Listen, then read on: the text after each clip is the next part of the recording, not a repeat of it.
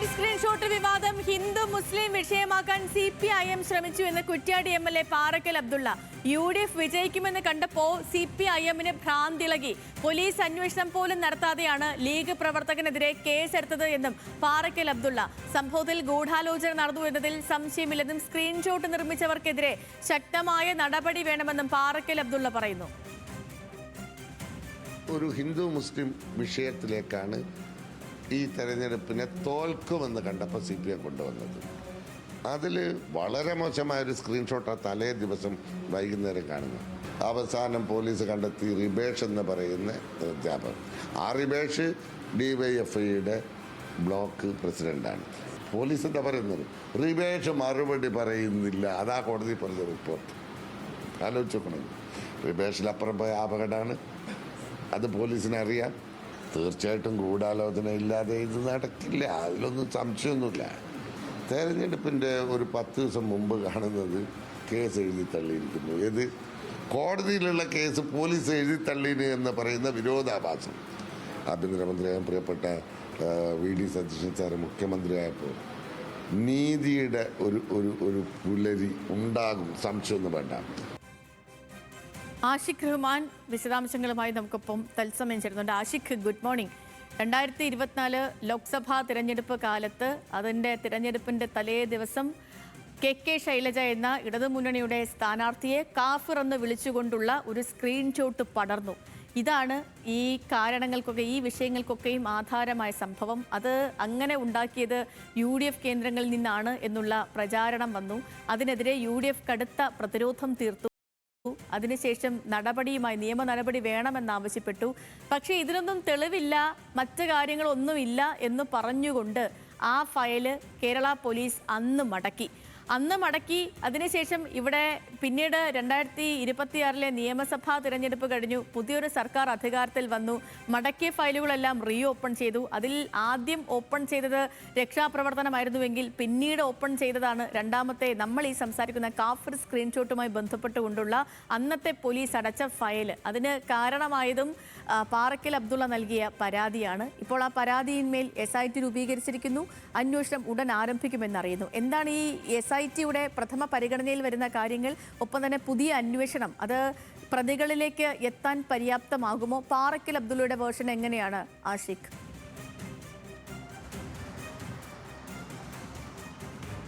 സേതു, 2024 ലോക്സഭാ തെരഞ്ഞെടുപ്പ് സമയത്താണ് ഇത് പ്രചരിക്കുന്നത് എന്നുള്ളതാണ്. നമുക്കറിയാവുന്ന പോലെ വടകര പോലെ ശക്തമായ പോരാട്ടം നടന്ന ഒരു മണ്ഡലത്തിലായിരുന്നു ഈ ഒരു സ്ക്രീൻഷോട്ട് പ്രചരിച്ചത്. കാരണം ആദ്യഘട്ടത്തിൽ തന്നെ KK ശൈലജയെ സ്ഥാനാർത്ഥിയാക്കി CPM പ്രചാരണം തുടങ്ങിയത്. പക്ഷേ പിന്നീടാണ് ഷാഫി പറമ്പിലിനെ സ്ഥാനാർത്ഥിയാക്കി മണ്ഡലത്തിലേക്ക് UDF കൊണ്ടുവരുന്നത്.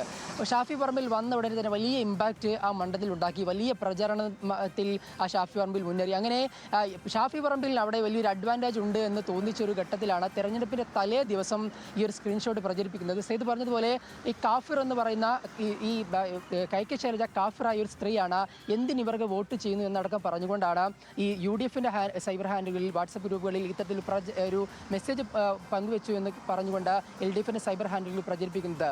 ഈ കാഫിർ എന്ന് പറയുന്നത് തന്നെ ആ കപട വിശ്വാസി എന്ന് സൂചിപ്പിക്കാനാണ് ഈ അറബി വാക്കുകളിൽ കാഫിർ എന്ന് പറയുന്നത്. KK ശൈലജയെ വിശ്വാസമില്ലാത്തൊരു സ്ത്രീ അല്ലെങ്കിൽ കപട വിശ്വാസിയായ ഒരു സ്ത്രീ എന്ന് വിശേഷിപ്പിച്ചുകൊണ്ടാണ് ആ ഒരു മെസ്സേജ് പങ്കുവെച്ചത് എന്നുള്ളതാണ് ഈ LDFിൻ്റെ സൈബർ ഹാൻഡിലുകൾ വിശേഷിപ്പിച്ചത്. അതിൽ ഏറ്റവും പ്രധാനം CPM മുൻ MLA ആയുള്ള KK ശൈലജയെ KK ലതികയെ പോലുള്ള നേതാക്കൾ ഇത് പങ്കുവെച്ചു. അത് ഈ വാർത്ത വന്നതിന് പിന്നാലെ തന്നെ KK ശൈലജ തന്നെ നേരിട്ടെത്തിക്കൊണ്ട് വൈകാരികമായി തനിക്കെതിരെ ഇത്തരത്തിൽ പ്രചാരണം നടത്തുന്നെന്ന് പറഞ്ഞ് ഒരു പ്രസ്താവന അടക്കം നടത്തി. പക്ഷേ ഏറ്റവും പ്രധാനം ഒരു തെരഞ്ഞെടുപ്പിന് തലേന്നാണ് ഇത്തരത്തിൽ ഒരു വാർത്ത പുറത്തു വരുന്നത്, സ്ക്രീൻഷോട്ട് പുറത്തു വരുന്നത്. വടകര പോലെ വലിയൊരു സെൻസിറ്റീവായ മണ്ഡലത്തിലായിരുന്നു ഇത്തരത്തിലുള്ള സ്ക്രീൻഷോട്ട് വന്നത്.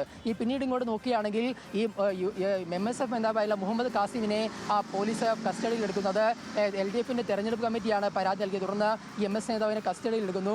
ഫോണടക്കം കസ്റ്റഡിയിൽ പരിശോധന നടത്തുന്നു. പക്ഷേ ഏറ്റവും പ്രധാനം LDF സർക്കാരിൻ്റെ കാലത്ത് പോലീസ് അന്വേഷിച്ചപ്പോൾ തന്നെ പോലീസ് എത്തിയിട്ടുള്ളത് DYFI നേതാവായിട്ടുള്ള DYFIയുടെ ബ്ലോക്ക് പ്രസിഡന്റ് ആയിരുന്നില്ല റിബേഷ് രാമകൃഷ്ണനിലേക്കാണ്. അതായത് മുഹമ്മദ് കാസിമിൻ്റെ ഫോണടക്കം പരിശോധന നടത്തിയപ്പോൾ ഇതിൻ്റെ ഉറവിടമായി ചെന്നെത്തിയത് യഥാർത്ഥത്തിൽ DYFI നേതാക്കളിലേക്കാണ്. പക്ഷേ ആ അന്വേഷണം എവിടെയും എത്തിയില്ല. റിബേഷ് രാമകൃഷ്ണനിൽ നിന്ന് കൃത്യമായി മറുപടി ലഭിച്ചില്ല എന്നുള്ള വിരട്ട വാദങ്ങളാണ് ആ പോലീസ് അറിയിച്ചത്. മാത്രമല്ല ഈ ഫോണിന്റെ ഫോറൻസിക് പരിശോധന 20 ദിവസത്തിനുള്ളിൽ പൂർത്തിയാക്കണമെന്ന് കോടതി ഉത്തരവിട്ടിട്ട് പോലും ഇത്രയും കാലമായിട്ട് പോലീസ് അത് പൂർത്തിയാക്കാനായില്ല. പിന്നീട് കഴിഞ്ഞ തെരഞ്ഞെടുപ്പിന്റെ കാലത്താണ് ഈ കേസ് അവസാനിപ്പിക്കുന്നതായി കാണിച്ചുകൊണ്ടുള്ള ഒരു റിപ്പോർട്ട് പോലീസ് കോടതിയിൽ സമർപ്പിച്ചത്. ഇങ്ങനെ ഒരു കേസ് തേച്ചു മായ്ക്കാൻ കൃത്യമായ ശ്രമം ആ പോലീസിന്റെ ഭാഗത്തുനിന്നുണ്ടായി. ഇപ്പോൾ പുതിയ സർക്കാർ വരുമ്പോൾ കൃത്യമായി ഏറ്റവും പ്രധാനപ്പെട്ട കാരണം ഇത് എവിടെ നിന്നാണ് കാഫർ സ്ക്രീൻഷോട്ട് ഉണ്ടാക്കിയത് എന്ന് കണ്ടെത്തുക എന്നുള്ളത്. കാരണം UDF കൃത്യമായി പറഞ്ഞു തങ്ങളല്ല എന്ന് ഉറപ്പിച്ചു പറഞ്ഞു. പക്ഷേ LDF കൃത്യമായ ഒരു നിലപാട് ഈ വിഷയത്തിൽ സ്വീകരിക്കുന്നില്ല എന്നുള്ളത് നമ്മൾ എടുത്തു പറയേണ്ടതാണ്. അങ്ങനെ നിൽക്കുമ്പോഴാണ് ഒരു പ്രത്യേക അന്വേഷണ സംഘം തന്നെ ഈ കേസ് അന്വേഷിക്കുന്നതിൽ ഏറ്റവും പ്രധാനം പറയുന്ന പോലെ ആരാണ് ഈ കാഫർ സ്ക്രീൻഷോട്ട് ഉണ്ടാക്കിയത്. പ്രചരിപ്പിച്ചവർ പലതുണ്ട്, ഇടത് സൈബർ ഹാൻഡിലുകളും മുൻ MLA എല്ലാം പ്രചരിപ്പിക്കുന്നു. പക്ഷേ ആരാണ് ഈ സ്ക്രീൻഷോട്ട് ഉണ്ടാക്കി എന്നുള്ളതാണ് ഏറ്റവും പ്രധാനം. അതിന് ഈ ഫോണുകളിൽ ഫോറൻസിക് പരിശോധന, റിബേഷ് രാമകൃഷ്ണന്റെ അടക്കമുള്ള ഫോറൻസിക് പരിശോധന പെട്ടെന്ന് ലഭിക്കാൻ വേണ്ടി പോലീസ് ഉടനെ തന്നെ ആ കോടതിയിൽ സമർപ്പിക്കും. ശേഷം ആ ഫലമടക്കം ലഭിച്ച ശേഷമായിരിക്കും ആ തുടർപടികൾ ഉണ്ടാവുക.